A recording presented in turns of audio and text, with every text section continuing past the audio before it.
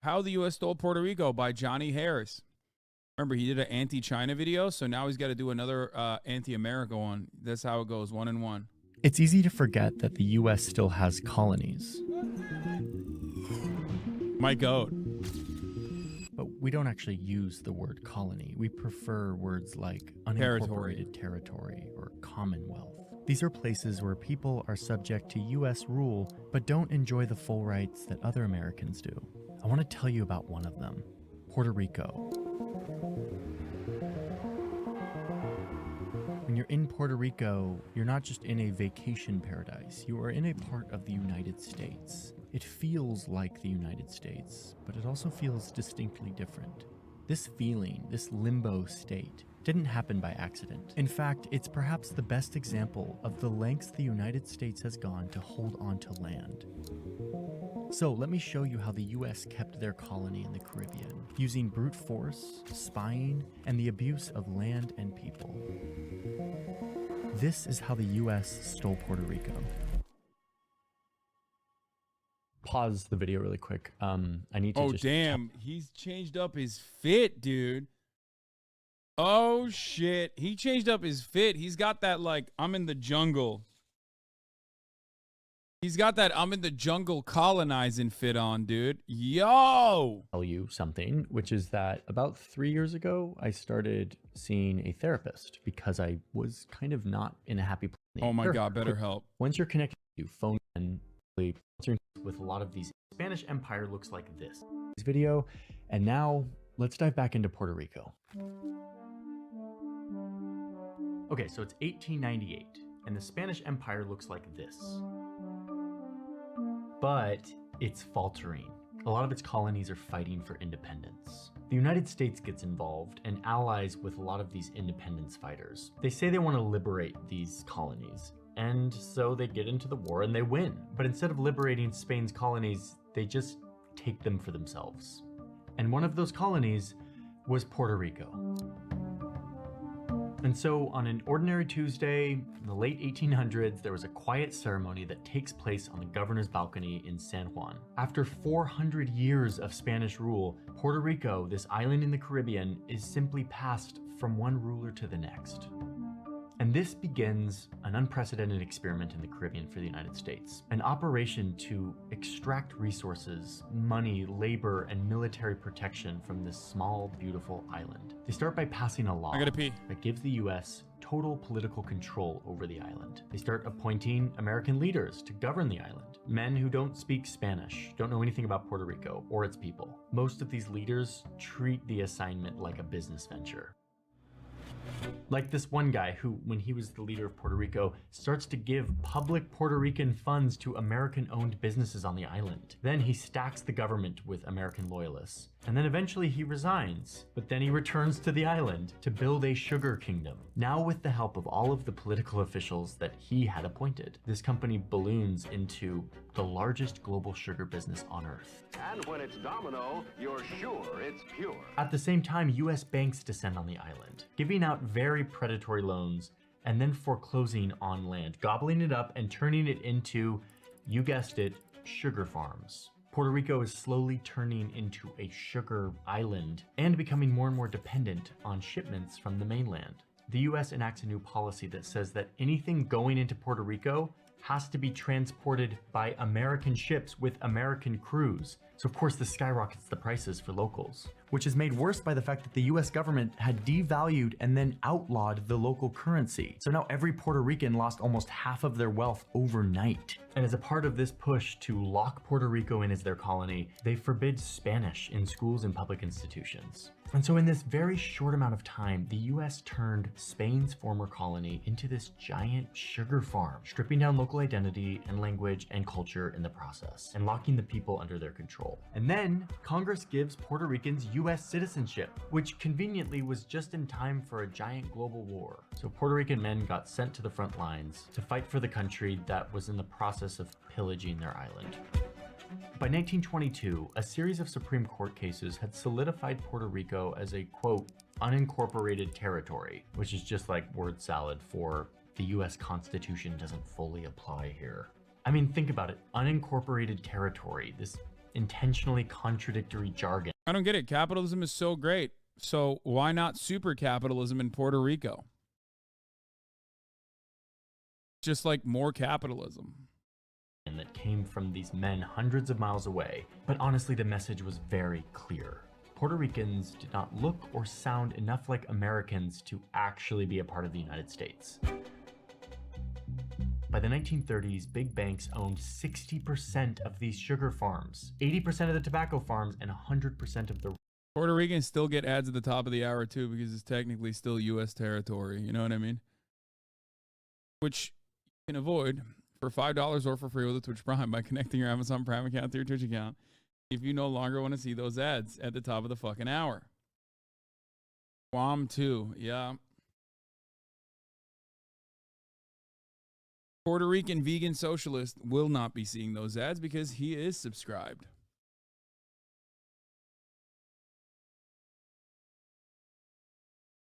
Disgusting exploitative segue.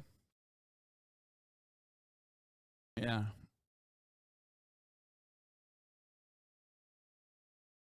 Anyway,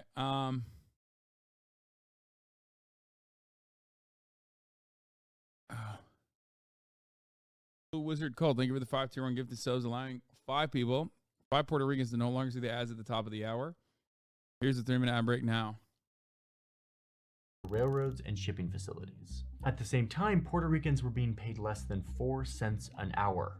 If you put that into today's currency by inflation, that's like $1 an hour. Poverty and malnutrition start to grip this island.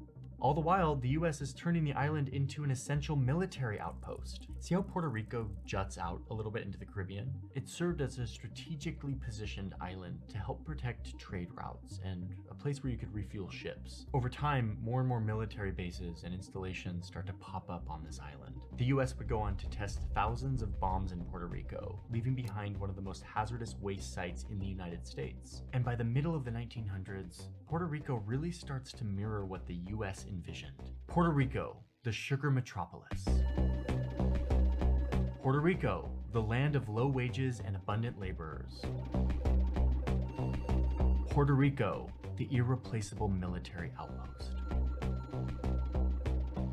The empire that billed themselves as the liberators from Spain is now an overlord, and the locals start fighting back.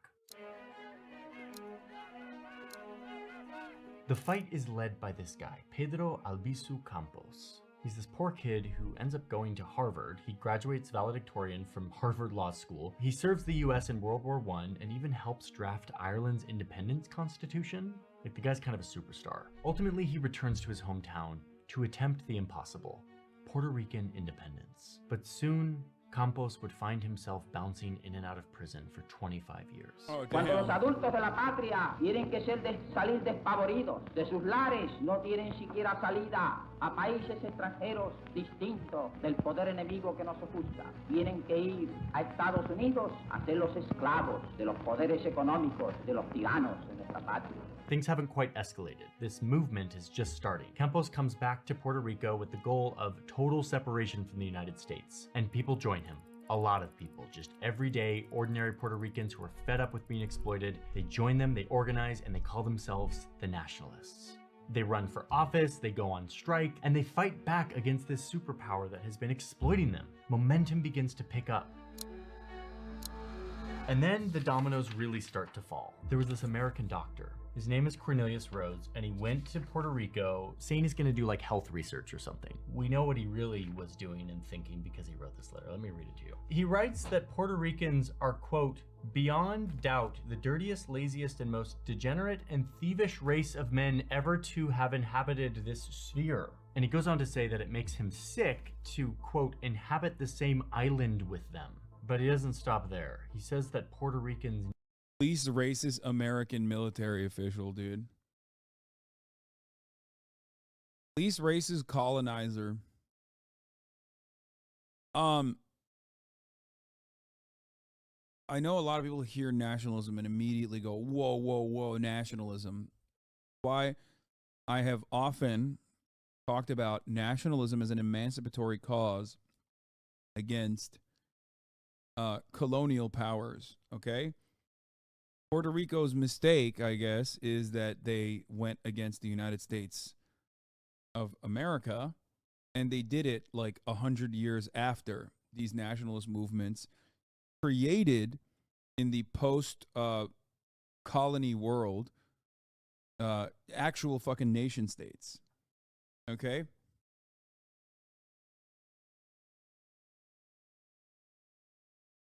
It's about forming a national identity and creating a nation state. Nationalism of the oppressed is different from nationalism of the oppressor. A lot of people that only learn about politics online hear nationalism and don't comprehend it, don't understand it. Okay? Like, for example, Pan-African nationalism. They hear that online and they think, what? That's like, these guys are the same as white nationalists, I think. No, that's not the same. It is a movement to create a national identity. Irish nationalism is a movement to create, or a movement towards full emancipation from colonial subjugation. Anyway, just something important to explain to people.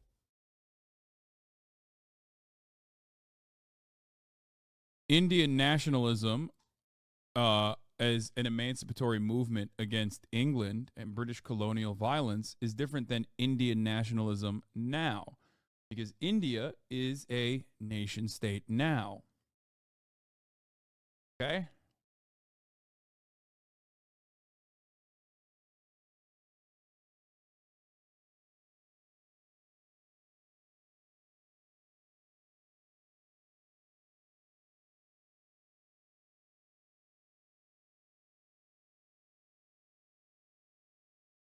Need, quote, something to totally exterminate the entire population. And then he admits to a crime. He says, I have done my best to further the process of their extermination by killing off 8 and transplanting cancer into several more. I mean, this is bad. It's really bad. But for a lot of Puerto Ricans, this wasn't surprising. So the staff at the hospital find this letter and they send it around to everyone, and it goes out and it goes viral, and nothing happens to this guy who has admitted to murdering a bunch of Puerto Ricans. Actually, something does happen. He gets on the front cover of Time magazine. Brilliant. Dude, Time magazine has an incredible track record with this, by the way.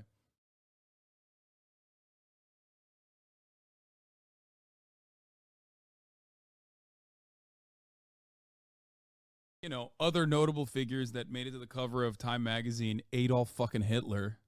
To the nationalists, this letter confirms something that they already knew. It actually wasn't that surprising. There was an awareness that, yes, America loves Puerto Rico for their soil and their labor and their strategic location, but hates them as people. So after this letter, the movement explodes. It's crazy for Johnny. This whole thing is somehow different for Cuba. What has he done about Cuban independence? I don't think he would say the opposite for Cuba. I guess maybe. I don't know. Have I watched any of his Cuban videos? Has he done videos on Cuba?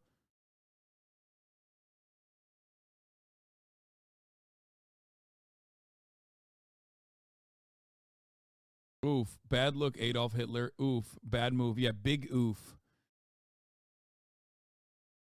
He's critical of Batista and Castro? What?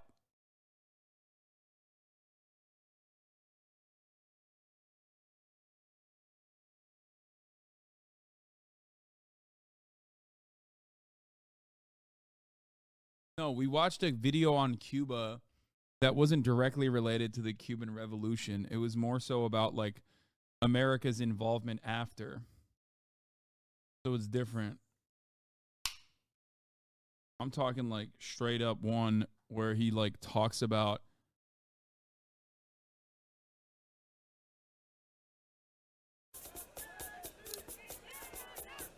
gets to the point where the US and their puppet government on the island can no longer ignore this movement. Soon, a bunch of new officers are hired and trained and armed with machine guns and tear gas. But the nationalists keep fighting. Then in 1935, police kill 4 nationalists at a university event. The nationalists retaliate by killing the police chief. Then, without trial, the police execute his killer and arrest Campos, the leader of the movement, for plotting to overthrow the government. Campos is given this rigged trial with a jury made up mostly of mainland Americans, and he gets sentenced to prison for 10 years. A few months later, people are out peacefully protesting on Palm Sunday, and the police start shooting into the crowd. Men, women, children, and elders are all clubbed and beaten to death and shot in the back as they run away.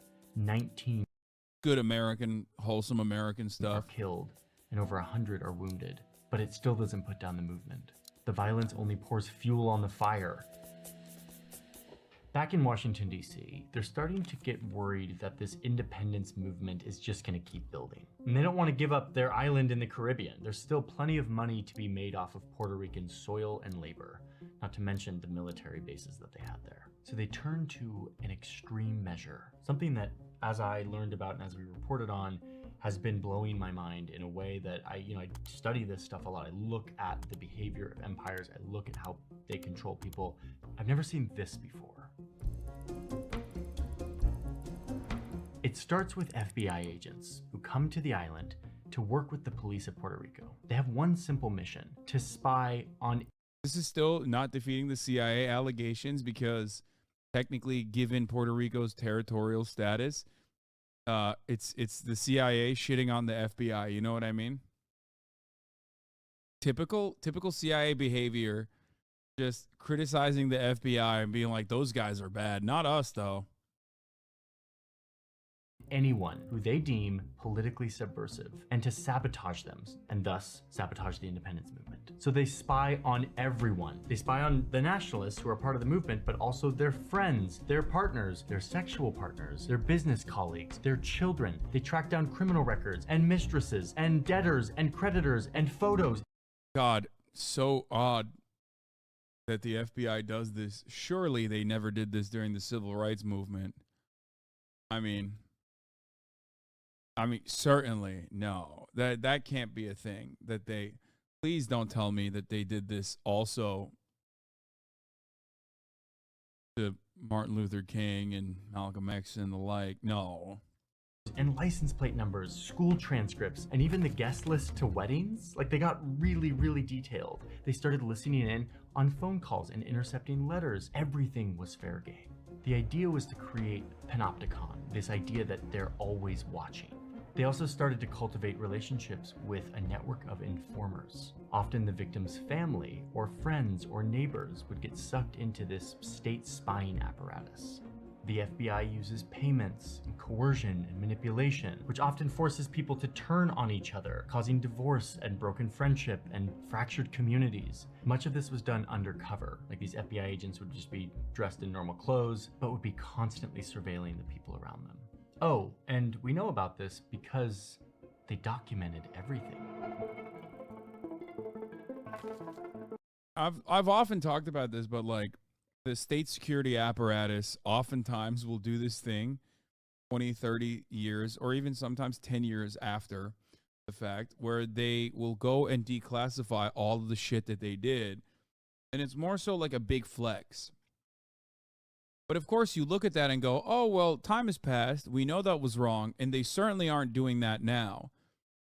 Only to be shocked 10, 20, 30 years down the line again, when you find out that, no, they have consistently continued doing the same shit.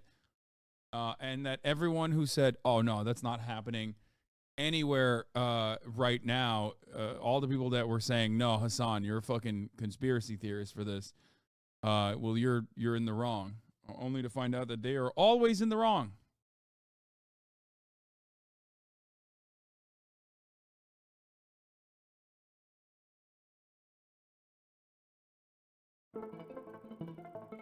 If you were a person of interest, you probably had a file. All of these files, they're called the carpetas. Our story producer, Rafaela, went to San Juan to see the carpetas firsthand. So I'm at the General Archive building in San Juan in Puerto Rico to see these secret surveillance documents that were collected on thousands of Puerto Ricans over so many decades. After weeks of work, I finally got to look at las carpetas to see what was actually in these files. Las and carpetas. It's kind of creepy, I have to say. You see specific times and dates and details from meetups, detailed descriptions of the locations where people are just meeting, all of the names of people involved, these subgroups that were potentially supporters of the independence movement. You get these highly detailed physical descriptions of the people that they were tracking, their occupation, the model of their car, their license plate number, and all of their moves, all of their activities, what they were doing, who they were. According to the research, during the investigation, she participated in the pickets during the strike at the UIA, and she always passed by the members of the FUPI, for which I qualify her a member of this group.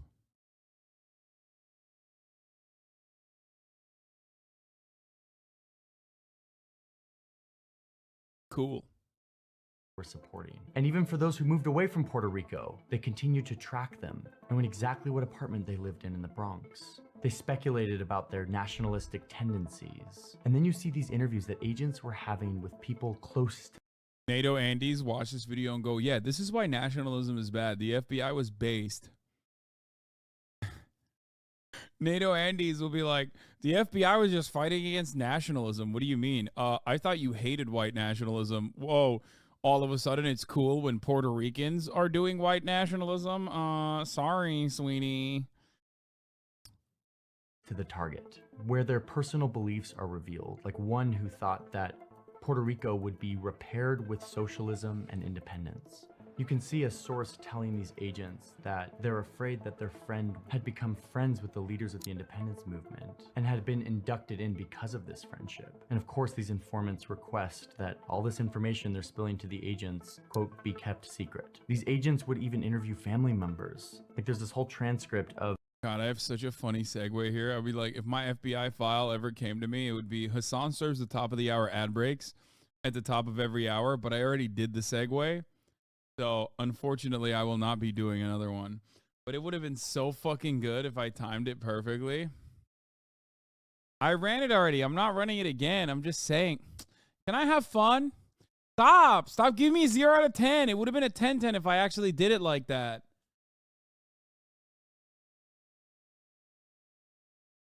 No fun allowed, dude. Holy shit. Of the agents talking to the mother of someone who was suspected to be a part of the independence movement. Oh yeah, and in all of these documents, you see an obsession with who had guns. It's hard to overstate how exhaustive this spying effort was, and how powerful it was. The FBI was able to use all of this information to intimidate and blackmail and punish suspected nationalists. I mean, there are thousands of these examples, from children being like kidnapped and put into a helicopter by the FBI to people being denied government jobs, all because they had a carpeta. At the end of the day, it was psychological war against Puerto Ricans who wanted independence, and it worked horrifically well in dividing these people and making them feel powerless because they were always being watched in their most personal of moments. Oh, and it wasn't just a couple of years, this lasted for decades. Eventually it gets to the point where Campos and the nationalists see no other way other than armed revolution. In the fall of 1950, the nationalists declare Puerto Rico as an independent nation. They attempt to seize towns, to set government buildings on fire, to cut phone lines. They try to assassinate the governor. And let's be honest, it's 1950. Like, the United States is easily the most powerful country to have ever existed. These people had no chance of winning against the newly crowned global superpower. Their goal was to bring attention to the world, to pressure the US to give up its colony. But instead, the United States responded by dropping bombs. The only time in the history of the United States where they bombed their own citizens. Nope. Nope, that's not true. Definitely done it a lot. Just saying, that isn't correct. That is incorrect. Philadelphia move bombing, Tulsa, which is like literally still called the race riots.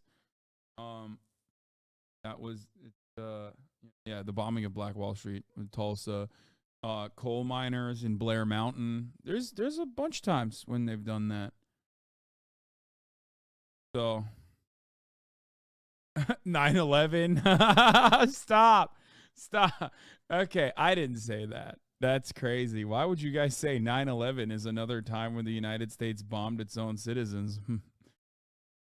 That wasn't a bomb. That was a plane. There's a difference. There's a distinction.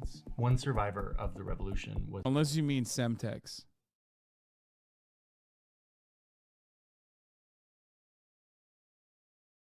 Unless you mean Semtex. You know what I'm saying?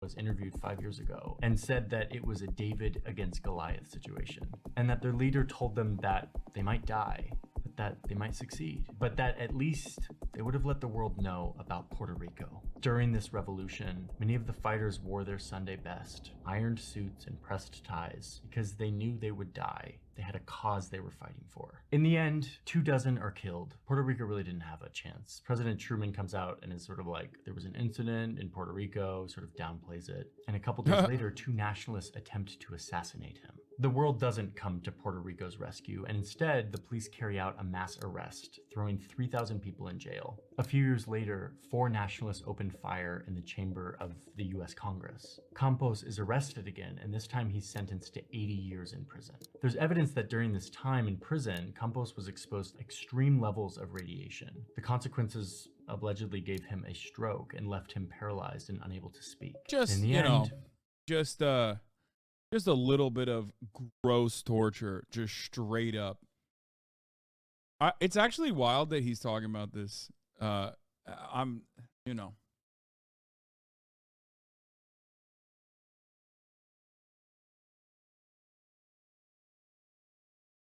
the US's wish came true. They silenced Campos for good. After the squashing of the revolution, the surveillance program continued for decades. In the end, it was a total of 50 years of state-sanctioned spying on the people of Puerto Rico. When it all came to light, they estimated that around 100,000 people had files. A lot of people in Puerto Rico knew that this was happening, but they just knew it in their gut. They didn't have any real evidence of it. They didn't realize the sheer scale, the methodical approach that the FBI was taking to spy on them and to divide them and to psychologically debase them. In total, it was 1.8 million pages of documentation. And many of the victims of this spying are still alive today. I think the carpetas are a really powerful signal of how the US kept its colony in the Caribbean. They were the cementing of what the US had done from the beginning, which is create a system of reliance and oppression where people lived and died under the thumb of this massive superpower that was exerting very, very aggressive control over these people who were American citizens. It's hard to fully understand and impossible to relate to the psychological impact that this program would have on the people that it affected, but also the generations who came from the people who it affected. Imagine such a pervasive force that was sowing division, mistrust, betrayal, and fear, not just of the government, but of each other. Puerto Rico never got independence. And to this day, they remain an unincorporated territory, which means that they don't have the same rights as other American citizens. And the status of the island is a heated debate. Many Puerto Ricans value the modern-day benefits of being connected to the US, but at what cost? I mean, they have no power. It's like the worst position possible, where they have citizenship, but no actual legislative power. And no pathway towards statehood. And then there's also other people. There's also a viable and a relatively sizable a group of individuals that want statehood, right? But of course, instead of that, instead of all of that, you get the worst of both worlds. No statehood and no legislative power, no representation, no voice. And simply just the worst aspects of predatory capitalism, where Puerto Rico is seen as like a tax haven and a tourist destination for the United States of America, where Harris forgets to mention that because of this, the U.S. went through a mass sterilization campaign in PR and decimated the birth rate of the island.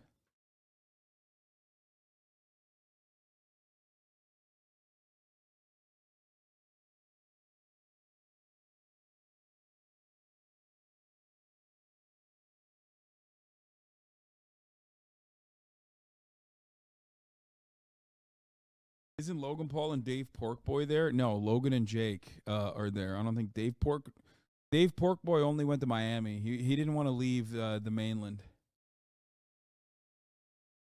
which is a very subtle and slight Puerto Rican W.